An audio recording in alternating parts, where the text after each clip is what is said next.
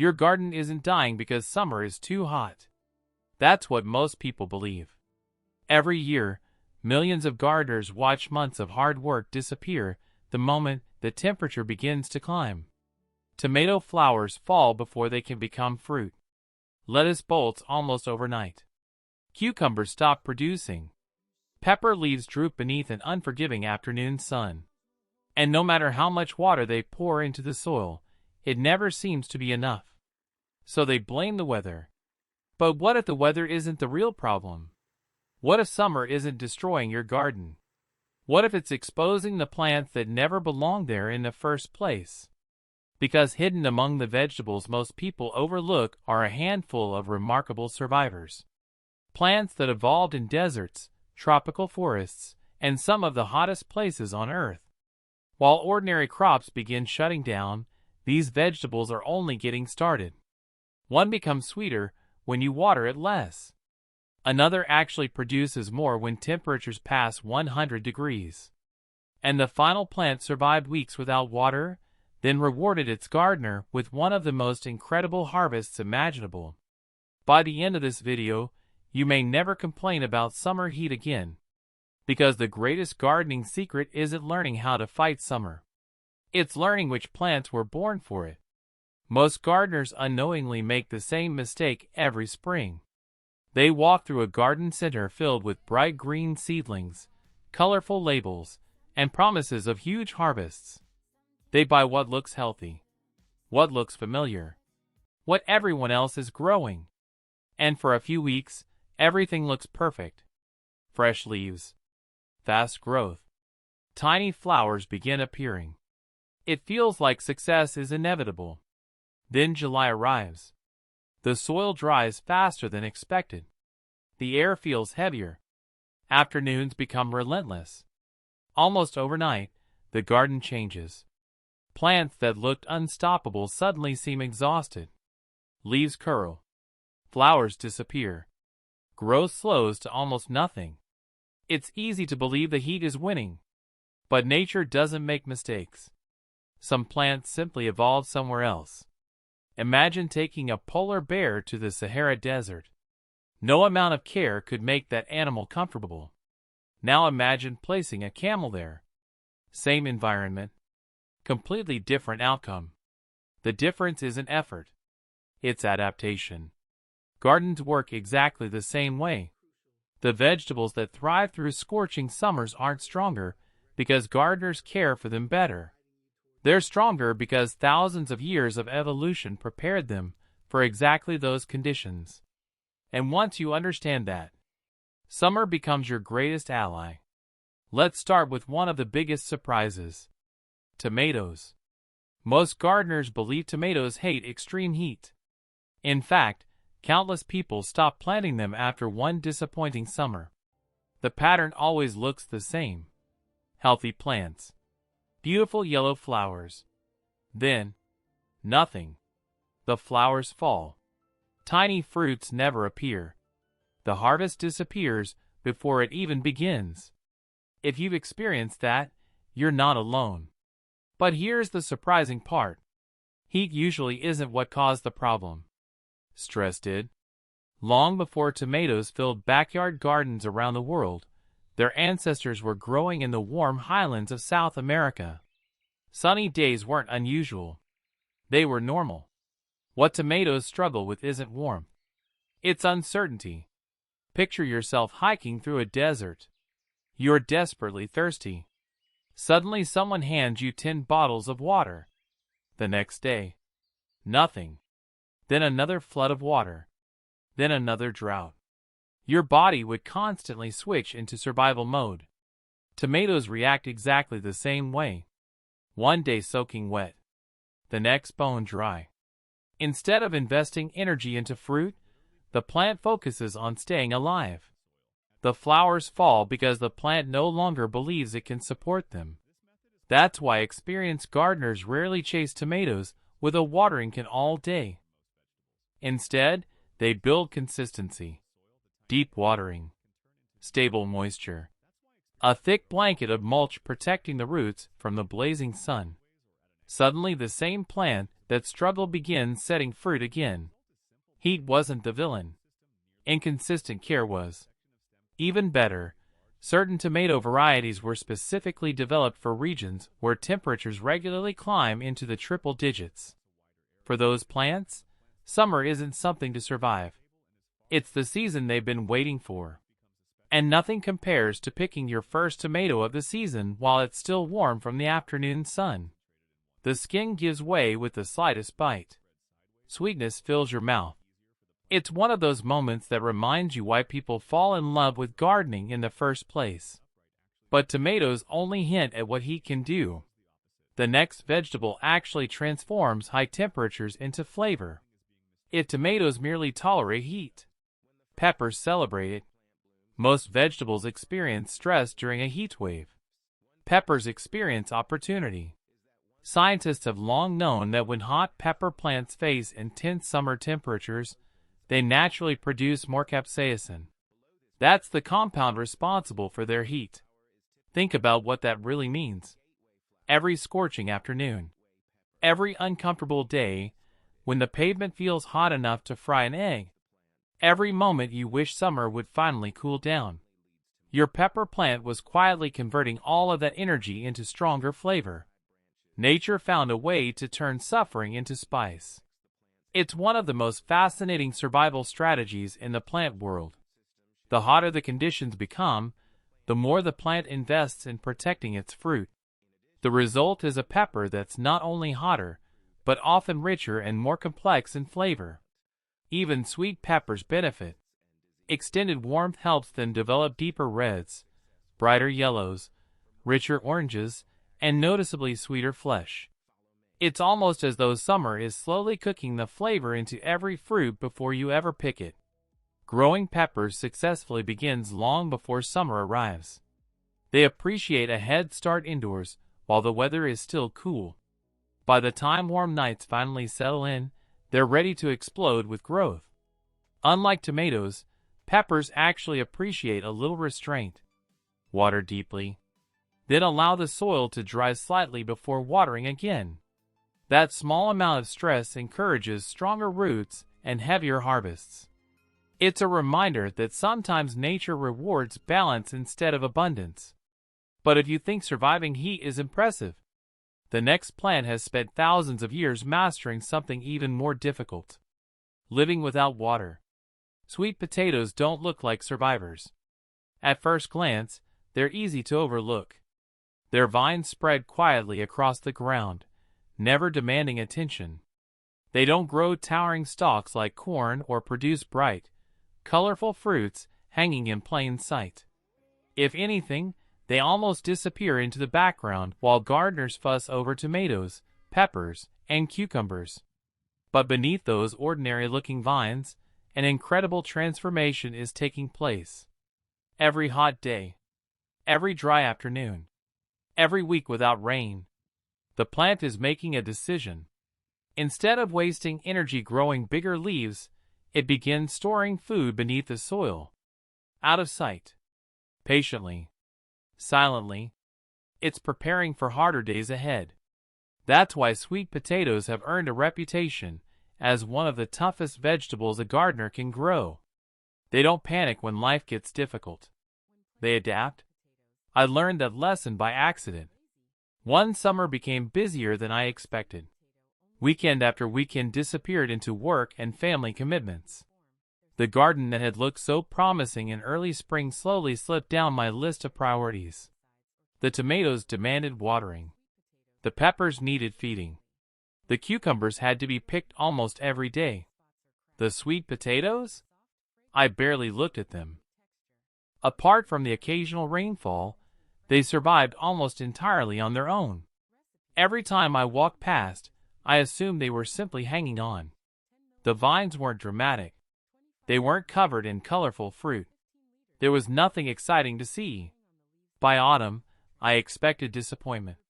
I grabbed a shovel anyway, more out of curiosity than hope. The first scoop of soil revealed a beautiful sweet potato. Then another. Then another.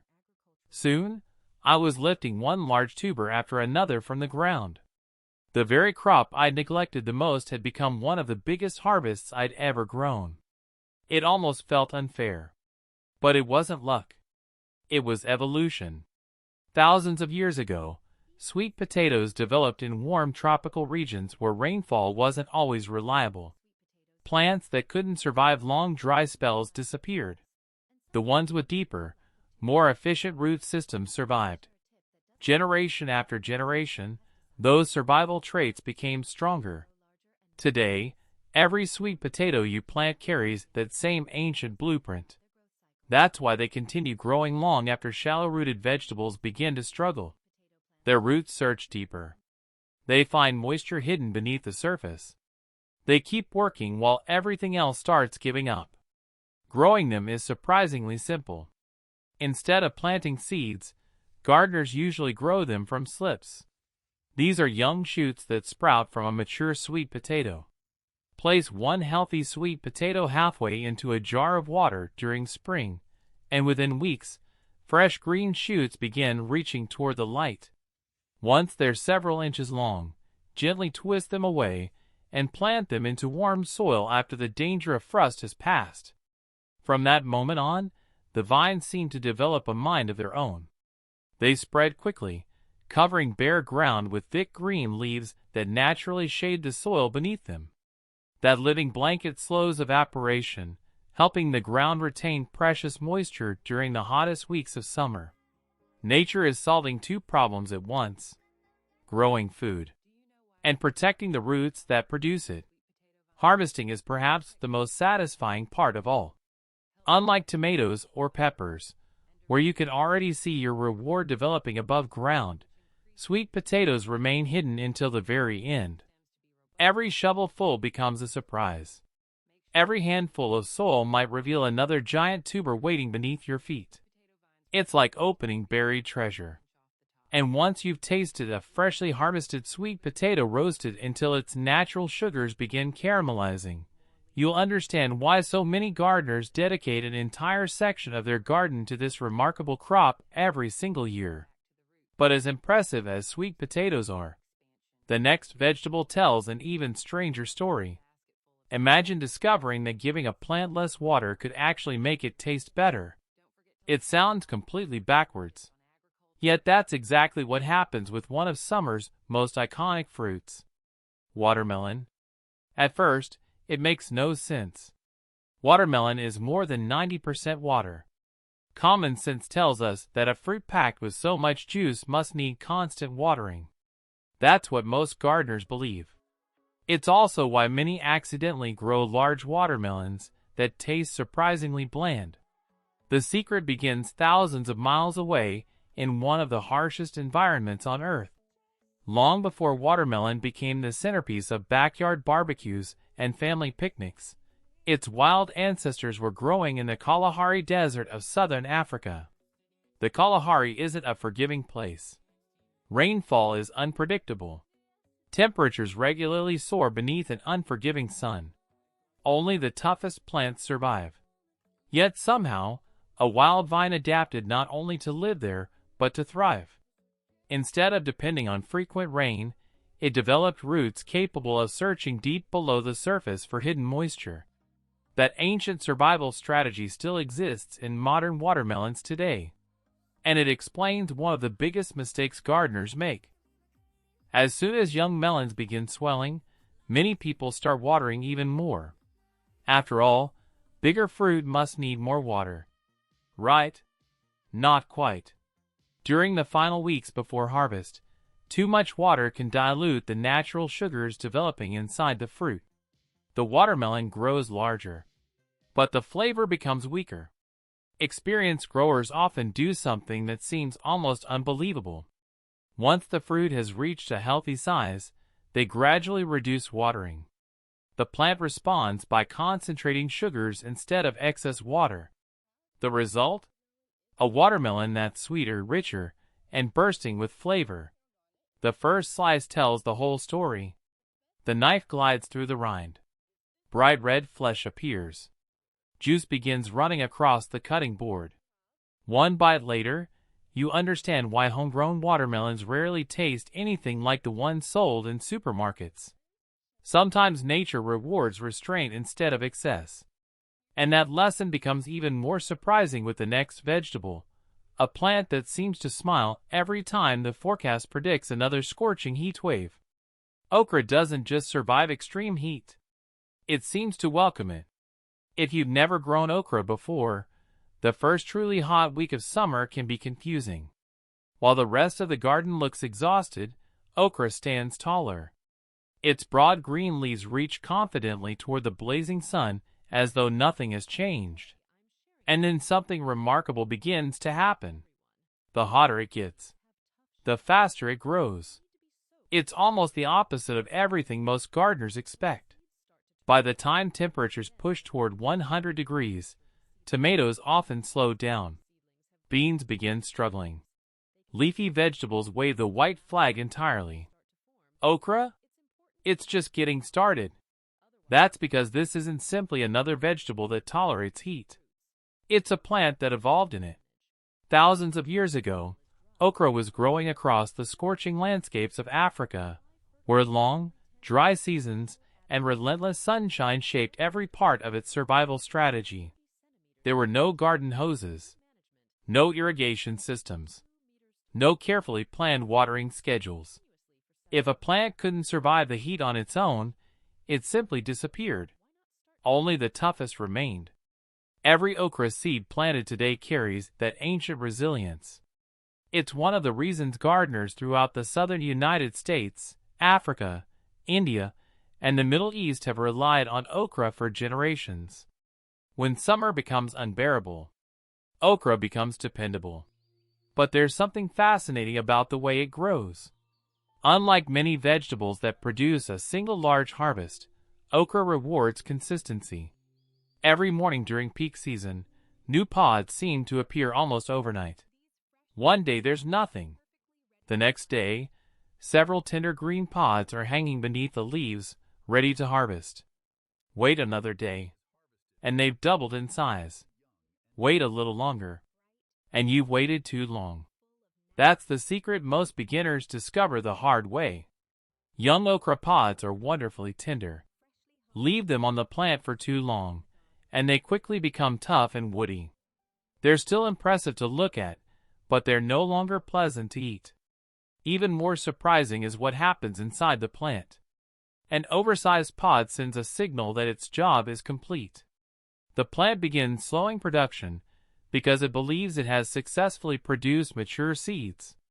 But harvest those pods while they're still young, and the plant receives a completely different message. Keep growing. Keep flowering. Keep producing. It's one of nature's simplest feedback systems. The more faithfully you harvest, the more faithfully the plant rewards you. During the peak of summer, checking your okra each morning becomes almost like opening a daily gift. There's always something new waiting. And because okra loves the exact weather that makes many gardeners miserable, it often becomes the most reliable producer in the entire garden. There's something deeply satisfying about stepping outside on a blazing afternoon when everyone else is complaining about the heat, only to realize your best performing vegetable couldn't be happier. It completely changes the way you think about summer. Instead of dreading heat waves, you begin looking forward to them, because you know your harvest is about to get even better. But if okra is the champion of relentless heat, the next plant teaches an entirely different lesson. Sometimes success isn't about surviving the hottest days. Sometimes it's about preparing months in advance. Pumpkins have become symbols of autumn. They're everywhere when the air turns crisp. Front porches, farmers' markets, holiday decorations, warm pies cooling on kitchen windowsills. By October, they seem to appear almost magically. But gardeners know the truth. There is no autumn pumpkin without summer sunshine. Every giant pumpkin begins as a tiny seed planted months before anyone is thinking about falling leaves or Halloween. And once that seed sprouts, time becomes its greatest challenge. Pumpkins aren't in a hurry. They understand something many gardeners struggle to accept. Great harvests take patience. Week after week, their vines stretch farther across the garden. Bright yellow flowers begin opening each morning, attracting bees from every direction. Soon afterward, tiny green pumpkins appear beneath those blossoms. At first, they're barely larger than a golf ball. It's hard to imagine they'll ever become the massive fruits sitting on front porches just a few months later. But then something incredible happens. Almost every morning, they look a little bigger, a little heavier, a little rounder. By late summer, lifting one can require both hands. The transformation feels almost impossible until you've witnessed it yourself. Pumpkins also teach another valuable lesson. Space matters. Many new gardeners underestimate just how determined pumpkin vines can be. Give them room, and they'll happily explore every corner of the garden. They climb. They crawl. They weave around other plants. It's almost as though they're searching for every available ray of sunlight. And honestly, they are. Every leaf acts like a tiny solar panel, collecting energy that will eventually become those enormous fruits. That's why rich soil, full sunlight, and steady watering early in the season make such a difference. The stronger the vines become during summer, the greater the harvest waiting for you in autumn. Growing pumpkins isn't simply planting food. It's investing in the future. Every hot day is another deposit. Every sunny afternoon is another step towards something remarkable. And when harvest finally arrives, you're not just carrying home a pumpkin. You're carrying months of patience, care, and trust in nature's timing. Yet not every gardener has enough room for vines that seem determined to take over the backyard. Fortunately, the next plant prefers reaching for the sky instead of spreading across the ground. Cucumbers have one of the most undeserved reputations in the garden. Ask a few gardeners why their cucumber plants failed during the hottest part of summer, and you'll probably hear the same answer. They just can't handle the heat. But that's only part of the story. The truth is far more interesting. Most cucumber problems aren't caused by high temperatures alone. They're caused by growing the wrong variety and making one simple mistake that almost every beginner makes. Long before cucumbers became a staple in backyard gardens, they were growing in the warm regions of India, where hot summers and seasonal rain shaped the plant for thousands of years. Heat itself wasn't the enemy. Poor growing conditions were. Modern gardeners often unknowingly recreate those poor conditions. They allow vines to sprawl across the ground. At first, it seems harmless. The vines spread. Leaves multiply. Tiny yellow flowers appear. Everything looks healthy. Then the problems begin. Leaves stay wet longer after rain. Air struggles to move through the tangled vines. Hidden cucumbers rest directly on damp soil, becoming easy targets for insects, disease, and rot. By the time gardeners notice something is wrong, production has already started slowing down. Fortunately, the solution is surprisingly simple. Give cucumbers a reason to climb. A basic trellis transforms the entire plant. Instead of fighting for space on the ground, the vines begin reaching upward toward the sunlight. Air circulates freely through the leaves. Moisture dries more quickly after watering. Diseases become less common. Even harvesting becomes easier because every cucumber hangs where you can actually see it. And seeing every cucumber matters more than most people realize. Because cucumbers have a secret. One hidden fruit can quietly sabotage your entire harvest. Imagine walking through your garden every day, picking the obvious cucumbers, while one oversized fruit remains hidden beneath the leaves. You don't notice it. The plant does. As far as the cucumber vine is concerned, its mission is complete. It has successfully produced mature seeds. So instead of creating new flowers and fresh cucumbers, it begins slowing production. Not because it's unhealthy, because it believes its work is finished. That's why experienced gardeners harvest cucumbers almost every day during peak season. They're not just collecting vegetables. They're encouraging the plant to keep producing. It's an incredible conversation happening without words. You harvest. The plant responds. You harvest again. The plant produces even more. And when everything goes right, cucumber vines become astonishingly productive. One healthy plant can provide enough crisp, refreshing cucumbers for countless salads, sandwiches, pickles, and summer meals. There's something unforgettable about biting into a cucumber that's been picked only minutes earlier. The crisp snap. The cool, clean flavor. The freshness. It's a completely different experience from vegetables that have spent days traveling through trucks, warehouses, and grocery store shelves. Sometimes the shortest journey creates the biggest difference. But even cucumbers aren't the toughest plant in the garden. The final vegetable completely changed the way I think about survival. It taught me that resilience isn't always loud. Sometimes it's quiet. Sometimes it's patient. And sometimes it surprises you when you've already given up hope. It happened during one of the hottest summers the first can remember. Week after week, the forecast looked almost identical. Cloudless skies, blazing sunshine, temperatures that made even stepping outside uncomfortable. Rain became so rare that every dark cloud sparked hope, only to drift away without dropping a single shower. Like many gardeners, I did everything I could. I watered early in the morning. I spread mulch around my plants. I checked the soil almost every evening. Still, some vegetables struggled. Then life became busy. A family trip, long workdays, unexpected responsibilities. Before I realized it, nearly 3 weeks had passed. As I walked back into the garden, I prepared myself for disappointment. I expected wilted stems, brown leaves, dead plants waiting to be pulled from the soil. One by one, I inspected each bed. Some crops had clearly suffered. Others had barely survived. Then I reached the eggplants. I stopped walking. I couldn't believe what I was seeing. The plants weren't merely alive. They looked incredible. Large green leaves stretched confidently toward the sky. Strong branches carried glossy purple fruit that seemed almost too perfect to be real.